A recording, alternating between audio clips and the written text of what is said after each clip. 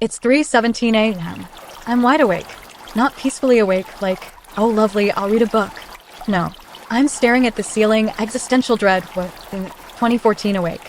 My partner is sleeping like a smug, unconscious angel beside me, breathing evenly, probably dreaming about puppies or perfectly cooked pasta. Meanwhile, my brain is running a full inventory of every embarrassing moment I've ever had, plus planning tomorrow's grocery list, plus composing an angry but articulate email I will never send. Then the night sweat hits. Suddenly I'm lying in a puddle of my own creation, pajamas glued to my body, pillow soaked like a dish sponge. I flip the pillow to the cold side with the desperation of a woman who hasn't slept in 4 years. The cold side lasts 12 seconds. I am a husk. A damp, resentful husk. Hello, my exhausted, sheet-kicking night warriors, and welcome back to Is It Perimenopause or Am I Dying? I'm Sam, and today we're talking about sleep. Or the lack thereof. That special perimenopausal insomnia that has you waking up at 3 a.m. like clockwork, staring into the darkness, wondering if you'll ever feel rested again, or if you should just lean into a full nocturnal cryptid lifestyle. If you've ever genuinely envied your partner's ability to fall asleep in 90 seconds while you lie there marinating in your own sweat and anxiety, this episode is for you. You're not dying. You're just not sleeping. And neither is your internal thermostat, your stress response, or your ability to remember what a full night of rest feels like. What's actually happening? Why is sleep suddenly a distant memory, like a vacation you took in 2007? The short answer, estrogen and progesterone are both plummeting, and they were your sleep's best friends. Progesterone is the chill out and get sleepy hormone. It interacts with GABA receptors in your brain, the same system that anti-anxiety meds and a warm bath target. When progesterone drops, that natural calming effect evaporates. You're left feeling wired, alert, and unable to settle, even when you're exhausted. Estrogen helps regulate body temperature, REM sleep, and also keeps the stress hormone cortisol in check. When estrogen dips, cortisol can spike at night, waking you up abruptly. And the night sweats? Your hypothalamus, still run by that squirrel on espresso, gets confused about your core temperature and triggers a full-body heat dump while you're unconscious. So you wake up sweaty, chilled, and thoroughly betrayed. Think of sleep before perimenopause like a gentle ferry ride across a calm lake. Now it's a kayak with a hole in it in a thunderstorm, and the paddle is on fire. You're not bad at sleeping. Your hormonal support team has just quit without notice, and the squirrel has changed the thermostat settings to chaos mode between 2 and 5 a.m. Let's play, is this normal, or should I see a sleep specialist? Normal, waking up at 3 or 4 a.m. and struggling to fall back asleep. This is so common it should be a perimenopause diagnostic criterion.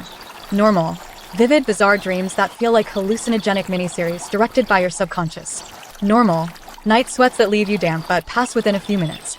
You flip the pillow, maybe change your top, and eventually drift off. Normal, being tired but wired.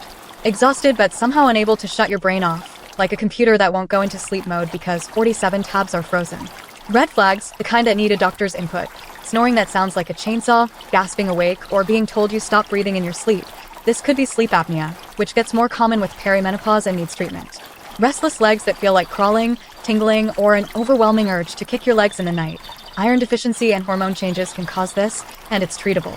Also, if insomnia is paired with severe anxiety, panic attacks, or thoughts of self-harm, please reach out to a professional. Sleep deprivation can amplify everything, and you don't need to suffer alone. And if night sweats are so severe you're changing sheets multiple times a night, drenched through, and they continue even with no obvious trigger, a doctor can help rule out other causes like thyroid issues. Rule of thumb: poor sleep is expected in perimenopause, but dangerous sleep or completely destroyed quality of life is not something you just endure. Survival Toolkit. Now, how to survive when sleep is playing hard to get. Tip 1. The strategic pillow flip. Keep a spare cool pillow or a chill gel pillow insert nearby. When you wake up sweaty, you don't just flip the pillow, you swap it entirely. It's a small luxury that feels like a spa treatment at 3 a.m. Tip 2. The midnight go back. Keep a clean, dry pajama top and a small towel on your nightstand. When the night sweat hits, you can peel off the wet one, dry off, and put on the fresh one without stumbling around in the dark like a damp ghost. Tip 3. The don't just lie there rule. If you've been awake for more than 20 minutes, get up. Go to another dimly lit room. Do something boring like reading a dull book, listening to a sleep podcast, or folding laundry. Don't scroll on your phone. Blue light and Instagram will only remind you that someone you went to high school with is on a perfect vacation while you're sitting on the couch at 4 a.m. rewashing the same pajama top. Tip 4. Pre-cool the engine. Lower your bedroom temperature to 65 degrees Fahrenheit or cooler. Use a fan. Keep a spray bottle of water by the bed for a cooling mist, and consider a cooling mattress topper. Treat your bedroom like a walk-in meat locker with cozy blankets you can kick off. Tip 5. The worry dump. Keep a notebook by your bed and do a brain dump before you lie down. Write down everything swirling in your head. Tasks, worries. The perfect comeback you should have said in 2018. Get it out of your brain and onto paper.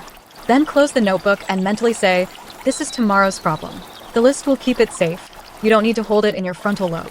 So your sleep is a mess, but you are not alone, and you are not broken. You're a tired, sweaty warrior in the trenches of perimenopause, and you deserve a nap. Actually, you deserve a full night's sleep and a parade, but we'll start with the nap. Next episode, weight gain, bloating, and the body that no longer makes sense, where we ask if your metabolism went on a permanent vacation and why your favorite jeans now fit like a medieval torture device. Subscribe, hit that bell, and drop your most unhinged 3 a.m. thought in the comments.